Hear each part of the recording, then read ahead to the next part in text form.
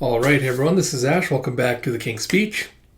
So we're continuing with our Akane-Banashi catch-up, and we're getting straight into it here with Akane-Banashi, Chapter 43, Wonder Child.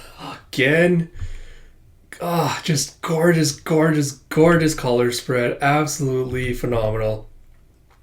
We pick up with Urara from last chapter telling Akane, you should watch Rokuro's performance from the wings, and then you'll learn why I asked him to be my opener, and why he's known as the Wonder Child. And this chapter 43 is the Wonder Child, with story by Yuki Suenaga, art by Takamasa Moe, Rakugo supervision by Keiki Haishia, translation by Stephen Paul, lettering by Sneer Iran. So you see Urara runs like a solo event. I cannot make out the name of the hall. And Akane is like, this place is even bigger than Yasakate, and it's totally sold out. He's like, it is you! The Karaku Cup winner, Akane Osaki! And you see it's reporter Kimihisa Kashio from the Karaku Cup. It's like, fancy running into you here! What a surprise! Akane's like, whoa, stranger danger! He's like, who are you? He's like, sorry, here's my card. And he puts out a card with monthly Rakugo writer Kimihisa Kashio. And Akane is like, monthly Rakugo writer? It's like, yep. You know that Karaku Cup article? That went viral? I wrote that! And Akane just like vein popping on her face, like, I see. Is it okay if I punch you in the face? She's like, why? It's like, your article really screwed up a lot of things for me. He's like, huh? We got the permission for the pictures and videos. It's like, no, not that part. Now I've got to deal with senpai from other schools who have it out for me. He's like, other schools? He's like, what? So you really did join right after high school? If they are after you, but why are you here today? He's like, because. He just got a shocked face. He's like, really? You've been through all of that? Nakane's like, well, yeah. It's like, well, she's willing to call out Master Isho, so I suppose it's not so strange that Master Urara would take an interest in her. It's like, but it's kind of cool, right? Rising talents from opposing schools clashing on stage. Nakane's like, opposing? It's like the Arakawa school employs its own unique promotion standards in an effort to reform the old traditions. The progressives of the Rakugo... I would not have guessed that. The progressives of the Rakugo world.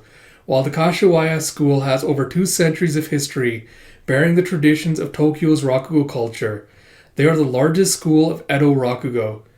Tradition versus reform. They're polar opposites, right? It's like, versus? It's like, just appearing at the same event doesn't make it a battle. It's like, I think you'll understand once you see his performance. And you see Rokuro heading up on stage and taking his place. And he starts the story with, hey there, Yoda. Sorry for leaving you with nothing to do for so long. And Akane is like, you went right into the story. No makura. It's like, this sounds like the Carpenter's Inquiry. It's like, I've got a good job for you, though. It's like the Carpenter's Inquiry. The Master Carpenter brings a job for Yotaro to do. But because Yotaro had been late on his rent, the landlord confiscated his box of tools and he couldn't go to work.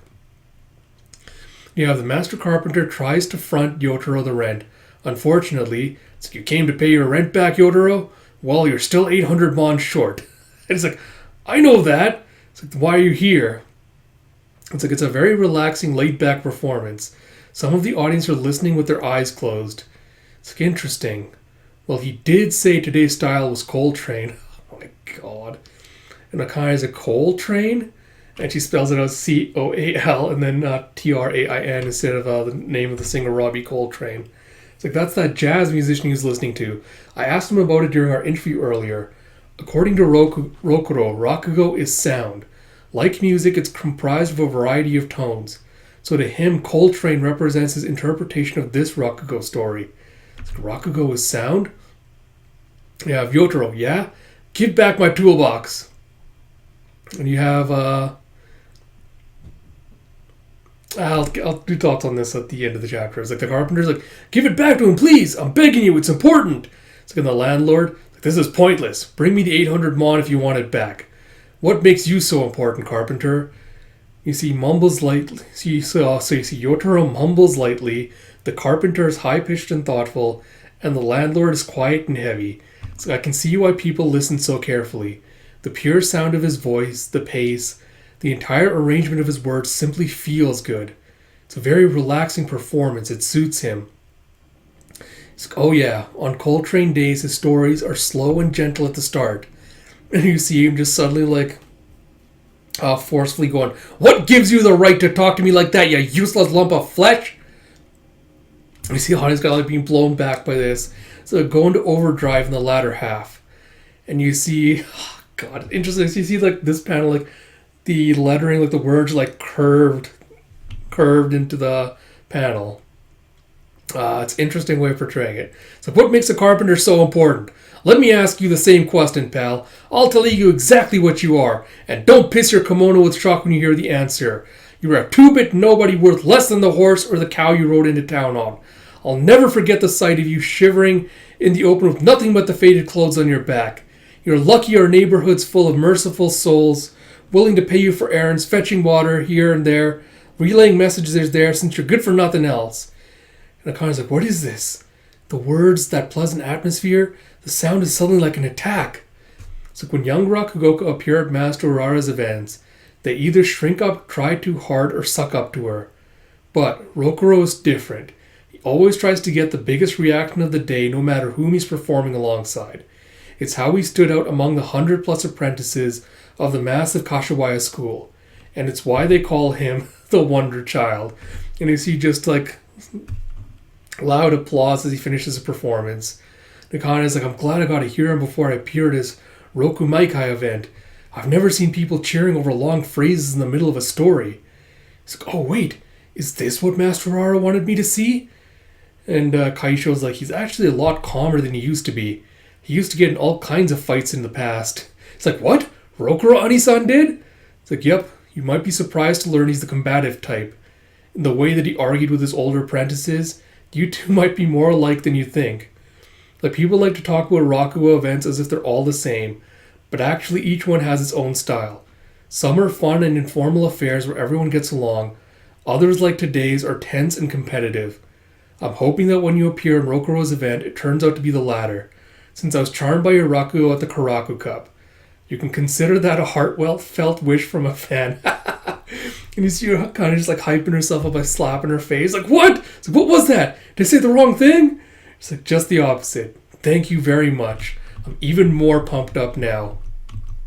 Yeah, so I guess a couple of quick thoughts on the chapter.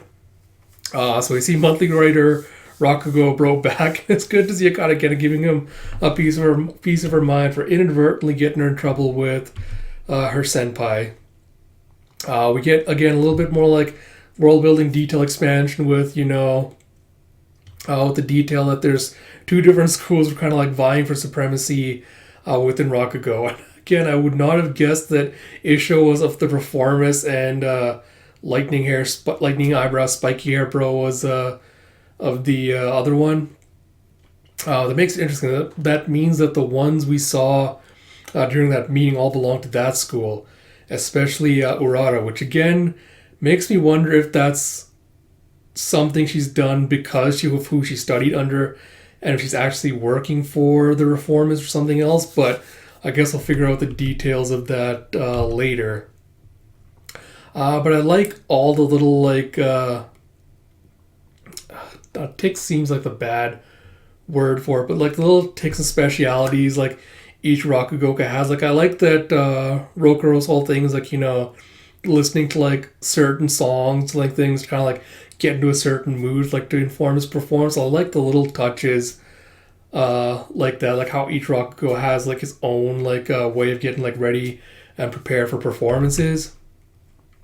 The thing I wanted to comment on, like I liked how the speech bubbles were laid out, where you had like the ones where he's doing Yotaro, who's the carpenter's kind of like wavy little lines on the edges of the box, and then the carpenter ones is like more like angular, like diamond shape, and the landlord's one's like all squared and boxed.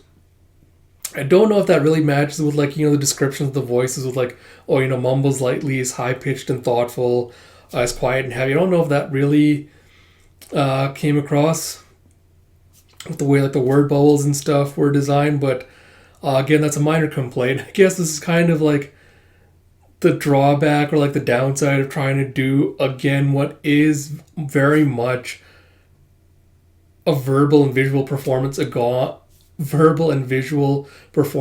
across in just a purely visual style. Because even with the descriptions of like, oh, like this is how it's supposed to be, like it helps you kind of gain an understanding of like what the voice and stuff are supposed to be like. But it does lose a little bit of the impact not being able to hear it. Like you can imagine what it's, like the sound and stuff is going to be like, but again, it does lose a little something. And like I said, with at least the box not matching to like the description of the voices, for me kind of loses the impact a little bit as well.